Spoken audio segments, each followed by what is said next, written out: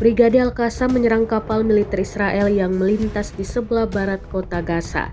Rekamannya beredar di Telegram pada Selasa 2 Januari 2023. Dalam keterangan unggahan disebutkan, Brigade Al-Qassam menargetkan kapal militer Super Devora dengan rudal Samir di sebelah barat kota Gaza. Kapal itu dituduh menargetkan warga sipil.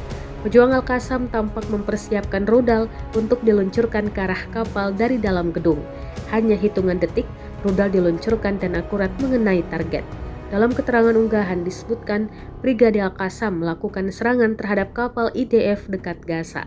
Kelompok tersebut menggunakan peluncur buatan yang disebut Samir, yang tampaknya dilengkapi dengan roket terarah S-5 55 mm.